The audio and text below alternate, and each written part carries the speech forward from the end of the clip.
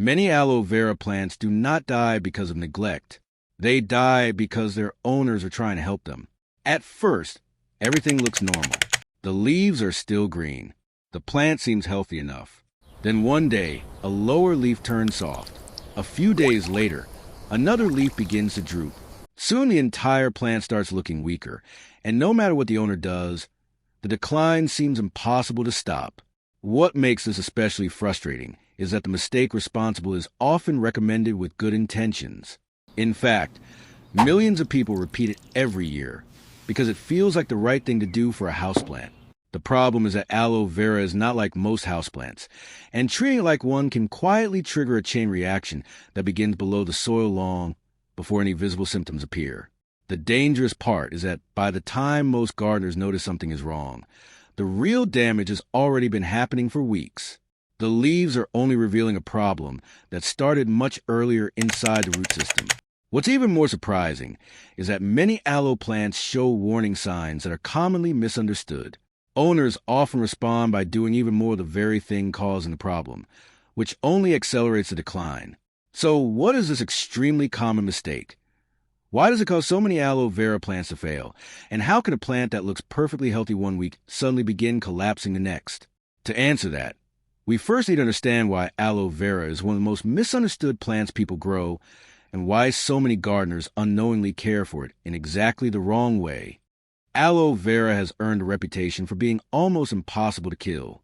People often describe it as a plant that thrives on neglect, survives harsh conditions, and requires very little attention.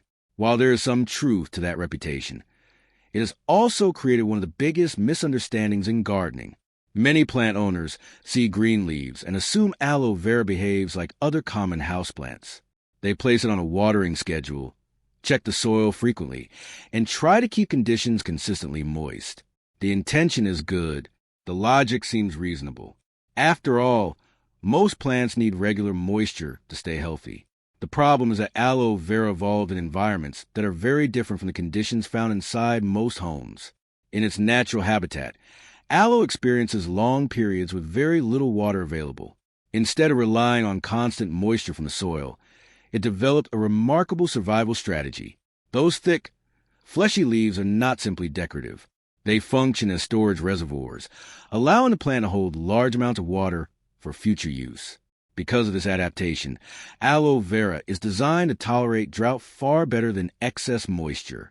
This is where many gardeners unknowingly make their first mistake. They judge the plant by what they can see above the soil, rather than understanding what is happening below it. A healthy aloe may look thirsty simply because its growth has slowed. A leaf may bend slightly due to age. The soil may appear dry on the surface. These observations often convince owners that the plant needs more water. But surface appearances can be misleading. What matters most is not what the top inch of soil looks like. What matters is the environment surrounding the roots. Deep inside the pot, moisture can remain trapped far longer than most people realize, especially in containers without ideal drainage or in homes with lower light levels. As a result, many aloe plants receive water long before they have actually used the water they already have. At first, the plant may show no obvious symptoms. In fact, it may continue looking healthy enough that the owner feels confident they are doing everything correctly. Yet beneath the surface, conditions may already be developing that aloe roots were never designed to handle. And understanding what happens next requires looking at something most gardeners never see: the hidden relationship between aloe roots, oxygen, and water inside the soil. The mistake that kills so many aloe vera plants is not simply giving too much water. The real problem is what excess water does to the root environment.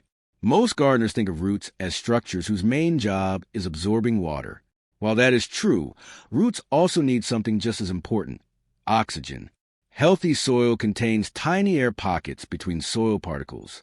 These spaces allow oxygen to reach the roots, supporting the cellular processes that keep the plant alive. When aloe roots have access to both moisture and oxygen, they can function normally, absorb nutrients, and support healthy growth. Problems begin when the soil remains wet for too long. As excess water fills those air spaces, oxygen becomes increasingly limited. The roots are suddenly forced into conditions they were never designed to tolerate. Instead of existing in a well-aerated environment, They become surrounded by constant moisture. This creates stress long before the leaves reveal anything is wrong. Initially, root activity slows. Water uptake becomes less efficient. Nutrient absorption declines. Growth may become sluggish even though the soil appears rich in moisture. Many gardeners interpret this slowdown as a sign that the plant needs additional care, fertilizer, or even more water.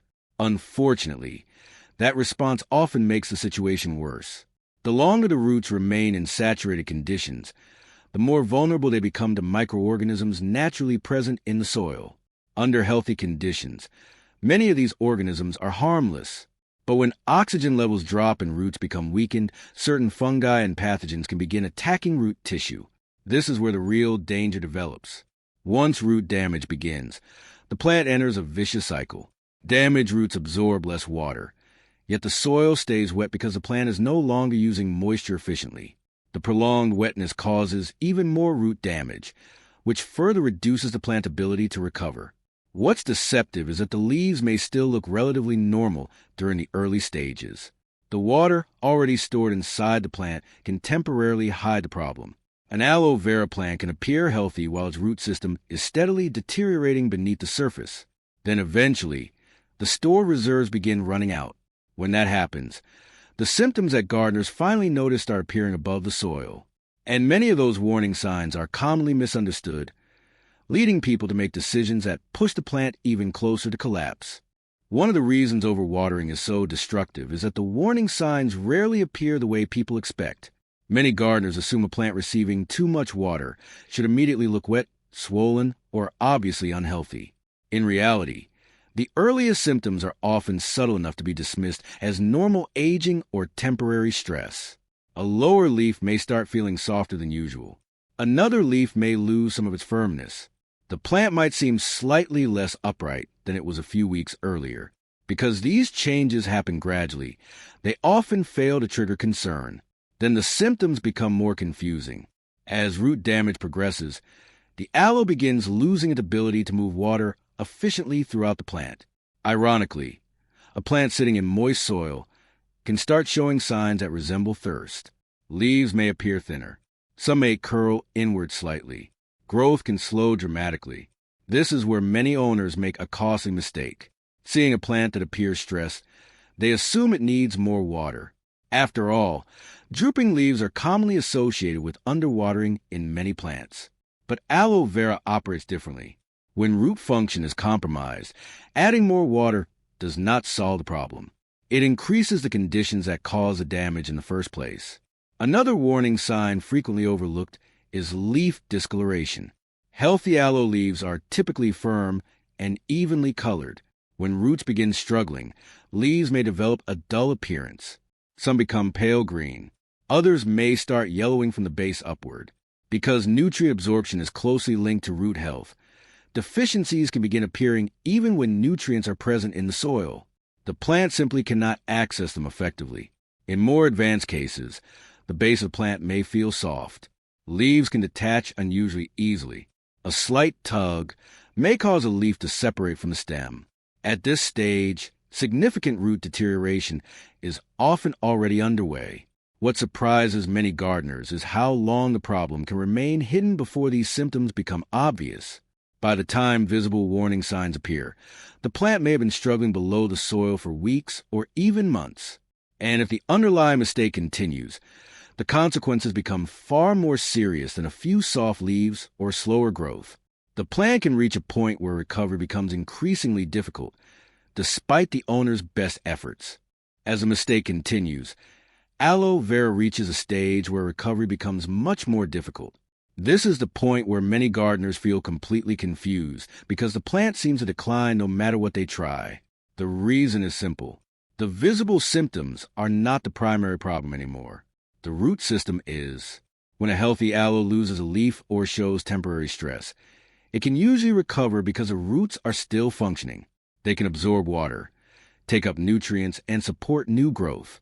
But when prolonged moisture has damaged a significant portion of the root system, the plant loses the very foundation that supports everything happening above the soil. This is why severely overwatered aloe plants often continue declining even after watering is reduced. The damage did not occur overnight, and it cannot always be reversed overnight. In some cases, portions of the root system may already be dead. In others, rot may have spread into the lower stem, making recovery increasingly unlikely. Unfortunately, several popular gardening myths make the situation worse. One common myth is that aloe vera should be watered on a fixed schedule. People are often told to water once a week, every 10 days, or on some other timetable. The problem is that aloe does not care what day the calendar says. Water use changes constantly. A plant growing in bright summer light may consume moisture much faster than the same plant sitting near a window during winter. Pot size matters. Soil type matters. Temperature matters. Humidity matters. A schedule that works perfectly for one plant can be completely wrong for another. Another myth is that soft leaves always mean the plant needs more water. As we've seen, root damage can create symptoms that mimic drought.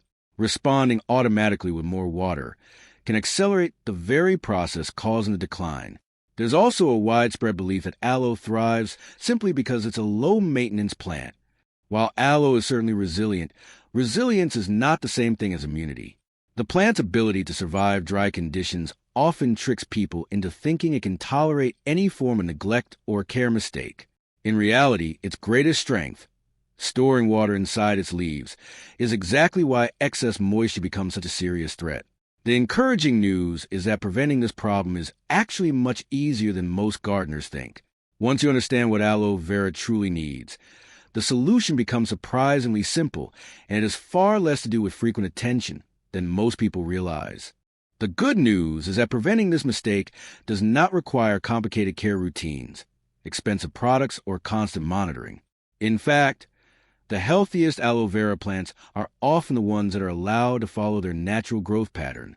The key is to stop thinking about watering as a schedule and start thinking about it as a response to the plant's actual needs. Aloe vera is designed to store water for future use. Every time you water, the plant fills both the soil and its internal reserves. Before watering again, those reserves need time to be used. If moisture is repeatedly added before the plant has consumed what it already has, the cycle of root stress begins all over again. This means the goal is not consistently moist soil. The goal is a wet-to-dry cycle that allows oxygen to return to the root zone between waterings. Proper soil also plays an important role. Aloe roots perform best in fast-draining conditions where excess moisture can move away quickly. Even a perfectly timed watering can become problematic if water remains trapped around the roots for extended periods. Light matters as well. Aloe growing in bright conditions typically uses water faster than aloe growing in lower light. This is one reason identical watering habits can produce completely different results in different homes. The plant's environment influences how quickly it consumes the resources available to it. Perhaps the most valuable habit any aloe owner can develop is patience. Many plants reward frequent attention. Aloe often rewards restraint. When gardeners resist the urge to water simply because the surface looks dry or because a certain number of days have passed, they allow the plant to function the way nature designed it to. And that brings us back to the mistake responsible for so many failing aloe plants. It isn't a lack of care. It isn't a lack of fertilizer. It isn't a mysterious disease appearing out of nowhere. Most often, it is a simple belief that aloe needs more water than it actually does. Once you understand that aloe vera evolved to survive periods of dryness, its care suddenly becomes much easier to understand. Healthy roots need oxygen as much as they need moisture. Protect the roots and the leaves, growth, and overall health of the plant usually follow. So if your aloe vera is struggling, don't just look at the leaves. Think about what's happening beneath the soil. The answer is often hidden where most gardeners never look. And in the case of aloe vera, the difference between a thriving plant and a dying one is often a single mistake, repeated one watering at a time.